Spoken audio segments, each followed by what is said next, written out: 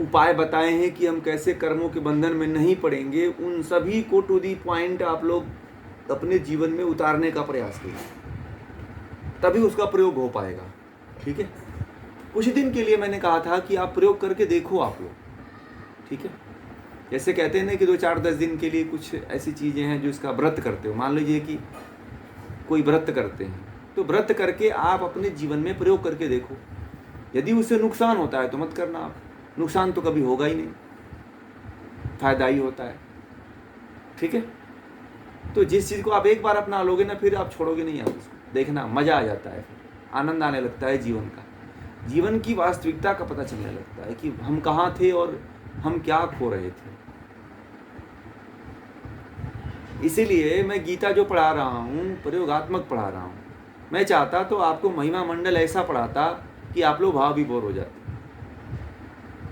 जो आजकल सम्मोहन कला के द्वारा गीता का पाठ करवाते हैं लोग, आज पता है जो जितने भी कथाएं होती हैं वो सम्मोहित कथाएं होती हैं। लोगों को सम्मोहन क्रिया के द्वारा जो है, हाँ, सम्मोहित करके जो है कथाएं की जाती हैं, ज्ञान दिया जाता है। ठीक है, प्रयोगात्मक ज्ञान नहीं होता है, और बिना प्रयोगात्मक ज्ञान के किसी भी व्यक्ति की मुक्ति नहीं हो सकती है। इस बात को आप लोग समझ लीजिए। जब तक आप प्रयोग नहीं करोगे तब तक मुक्ति नहीं मिल सकती है। एक बार जो है कथा बताऊं आप लोगों को, तो प्रयोगात्मक ज्ञान की। एक बार रामकृष्ण परमहंस के पास एक व्यक्ति आया।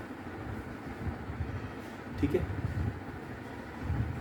और व्यक्ति आया और कहा कि मैंने सुन रखा है कि आप बहुत बड़े जो है पहुँचे हुए आध्यात्मिक गुरु हो, और आपने सभी जो है मार्गों के द्वारा परमात्मा को सिद्ध किए हो। ठीक है,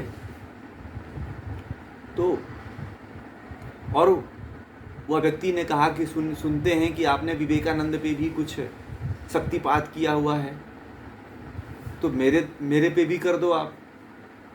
वह व्यक्ति रामकृष्ण परमहंस से ऐसा हट करने लगा। रामकृष्ण परमहंस जो है अभी मंदिर से पूजा करके निकल ही रहे थे, तब तक वह ऐसी जाकर के उनके बातें सामने उनकी कहने लगा।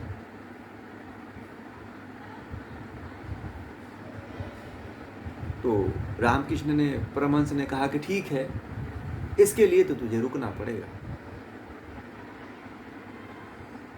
तो बोला कि नहीं मुझे जाना है। तो बोला कि ऐसे थोड़ी तुझे आत्मसात मैं तुझे ये करवा दूंगा, शक्तिपात दे दूंगा और तू ब्रह्म को जान जाएगा।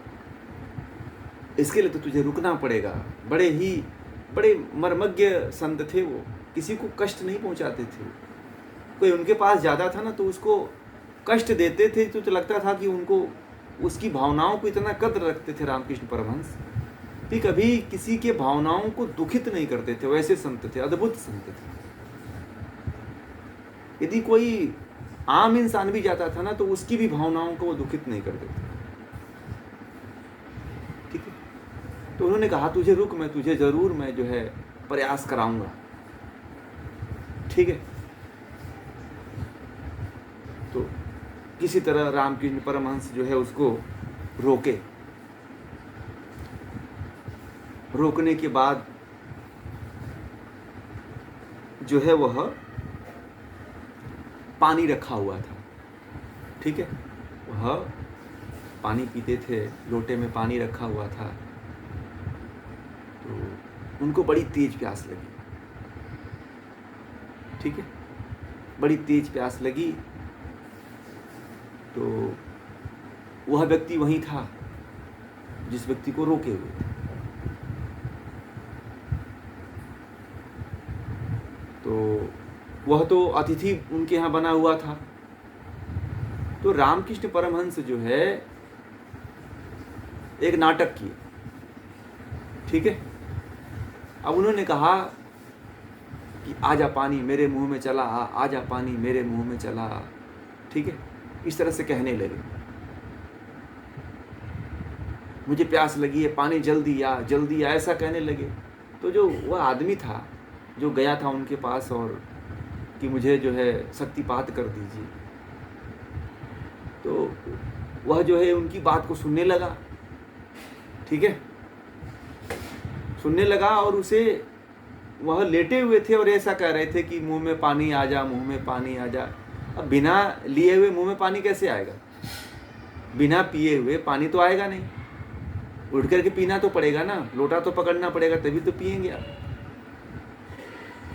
तो जो उनके यहाँ जो व्यक्ति गया था, वह व्यक्ति जो है उसको देखा नहीं गया, बोला कि ये रामकृष्ण परमहंस को बड़ा लोग विद्वान कहते हैं, तो पागलपन, ये पूरा पागले है क्या है, ऐसा बोला अपने मुंह में, वह सोचा।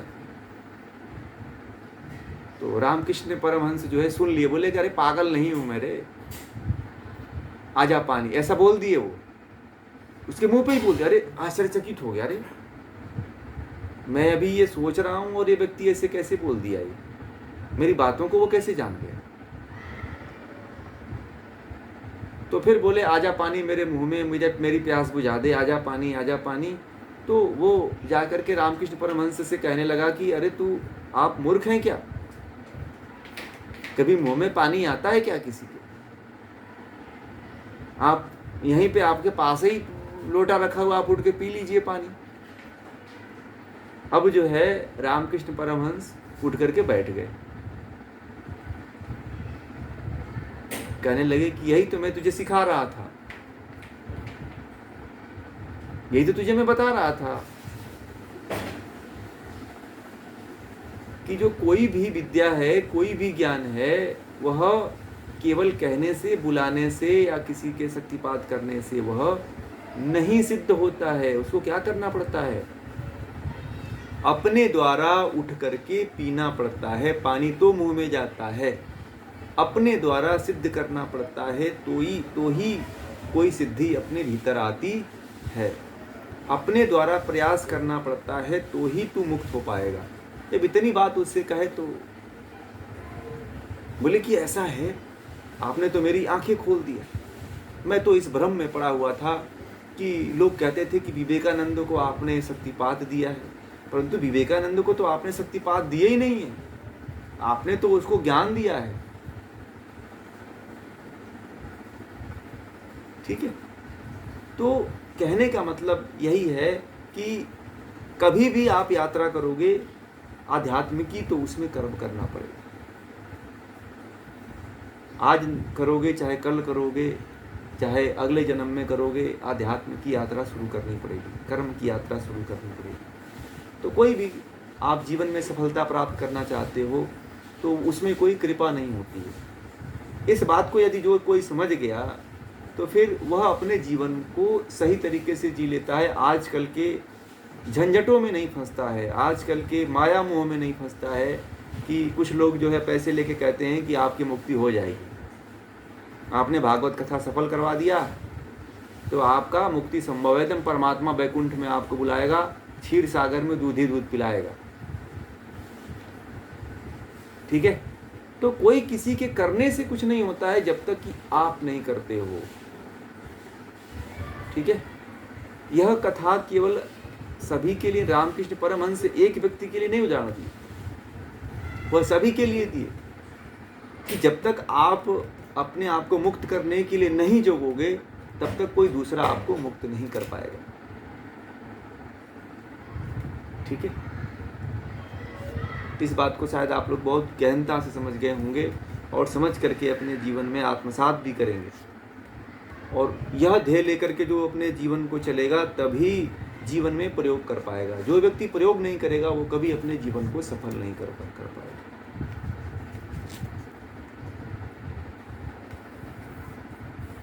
ठीक है, इसीलिए प्रयोग करना हर व्यक्ति के लिए आवश्यक है, वह भी ज्ञान का प्रयोग करना जरूरी है। गीता का जो प्रयोग है उसका प्रयोग करिए। और मैं प्रयोग बता रहा हूं, मैं तो कह रहा हूं आप लोगों को कि यदि प्रयोग करने में कोई आपको कठिनाई आती है, समस्या आती है, तो मुझे आप कभी भी किसी भी समय आप लोग पूछ सकते हो। ज्ञान को पूछने के लिए मेरा हमेशा द्वार खुला रहता है।